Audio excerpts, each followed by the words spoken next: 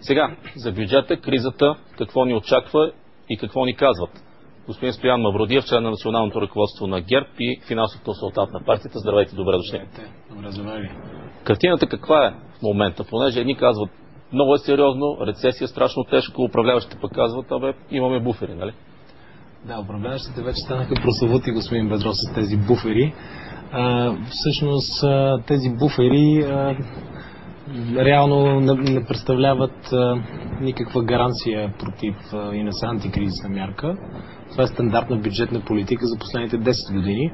Както впрочем и същия този приет бюджет е почти копи-пейст на бюджета от предишните 10 години, които се приема с леки промени в цифрите. Така че нищо революционно не са направили управляващата тройна коалиция. Но връщайки се на вашия въпрос, дали е тежко положението? Положението е много сериозно с икономическата ситуация в България и ще става още по-сериозно в близките месеци. И това не е само наша прогноза, това е прогноза и на водещи международни анализатори. Няма нужда да избравям и Международния валутен фонд, и Световната банка, и много други. Като казвате, ситуацията е сериозна, какво ви дава основание да казвате? Ситуацията е сериозна, защото такива са обективните цифри и тенденциите в българската икономика. За първите 3 месеца на годината, по официалните статистически данни дори на Националния статистически институт, вече имаме отрицателен икономически растеж от минус 3,5%, който впрочем съвпада пунктуално с прогнозата на Международния валутен фонд. В същото време, само за месеците февруари и март виждаме отчетени, похарчени 890 милиона от фискалния резерв.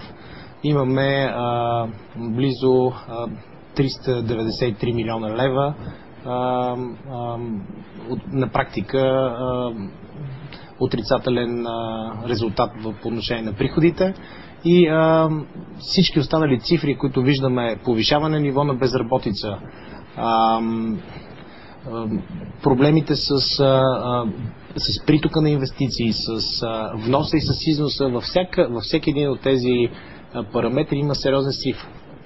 Вие споменахте, че 17,5 отрицателен растеж съвпада с прогнозата на МВФ. Да. Това беше обаче най-негативната прогноза, която прочетохме през последните месеци. Всъщност аз се опасявам, че тази прогноза ще се окаже оптимистична. Ми се струва, че ако така продължава управлението на страната от това правителство, би могло да се окаже, че прогнозата ще бъде още по-негативна. Освен това виждаме като примери други европейски държави, включително такива с валутен борд. Ако погледнем Латвия, Естония, там вече имаме двуцифрени числа на отрицателен икономически растеж. Включително в Германия, която е мотора на европейската икономика, вече отрицателен растеж е над 5%.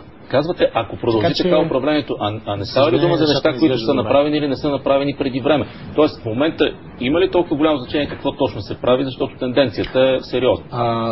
Естествено, че има значение.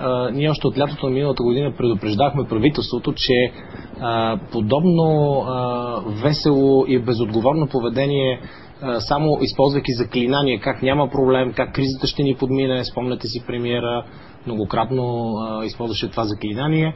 България е остров на стабилност и така нататък, да не цитирам всички изказвания на членовете на кабинета. Вече не говоря така, особено финансовия министър прави доста тревожни изказвания. Вече правят тревожни изказвания и за съжаление фактите показват, че очакването, включително на самото финансово министерство, са между 5 и 7 милиарда по-малко приходи в приходната част на бюджета, които при една приходна част от около 28 милиарда лева, може да си представите, това са над 20%.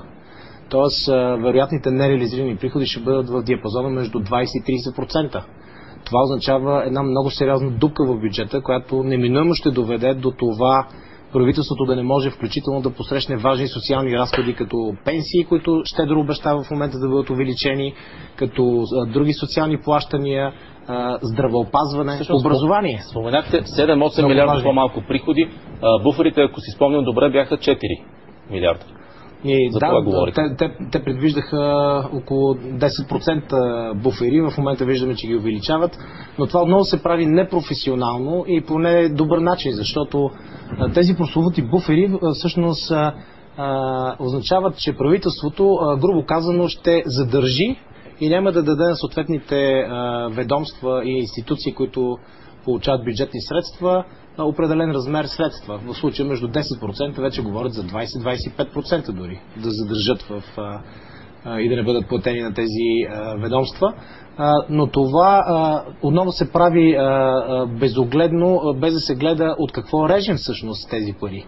Това означава, че ще има по-малко пари за образование, което и без това е недофинансирано, ще има по-малко пари за здравеопазване, което и без това е в тежка ситуация. Парите трябва да бъдат отрязани от някъде. Да, но това означава реформи и пакет за антикризисни мерки. И вчера коментирахме от една седмица това актуална новина, че наистина училищата работят на 75% от бюджетите си. Точно така и това означава или да съкратиме огромен брой учители, или да направим други неща, негативни в областта на образованието, което и без това е тежко недофинансирано. Същото ще се случи с лекарствата и с здравеопазване сектора, който на практика всяка година е на дефицит, между прочим. Както вече на дефицит и цялата българска икономика, аз казах цифрата от 400 милиона за първите месеци на годината. Значи все от някъде трябва да бъдат отрязани. Сега казваме, не е хубаво да се реже от образованието ми, ако се отрежа от здравеопазването. Аз веднага ще ви кажа откъде може да се реже. Това означава реформи, господин Бедров, в които това правителство съзнателно отказва да прави от началото на мандата. Реформа преди изборите 2 месеца не се прави. Вижте, това е жизненно важно, защото ако това правителство е отговорно, то не следва да остави една фалирала държава с пробит бюджет на следващото правителство и да утежни тежко благосъстоянието на нациите, включително личните домакинства да бъдат поставени пред фалит на практика. Това правителство означава да вземе да направи най-накрая една антикризисна програма, каквато аз повтарям няма. Многократно го казвам това в последно време, тъй като антикризисният план Станишев всъщност е план, който създава кризи и това е един лобистки план, който целта му е да насочва средства в определени сектори, в които тройната коалиция има бизнес интереси. Пътна инфраструктура и енергетика и други подобни.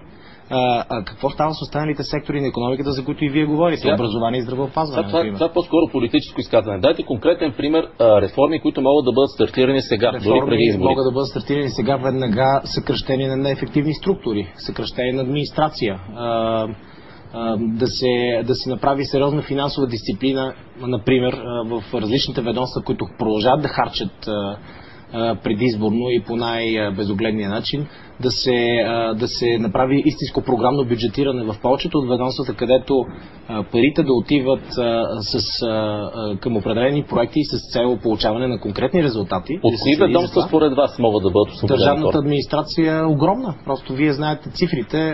Във всяко едно ведомство има огромно количество назначени хора, дори над разчетите, с които това правителство започна. В момента има по-голяма администрация, отколкото в ден едно на това правителство.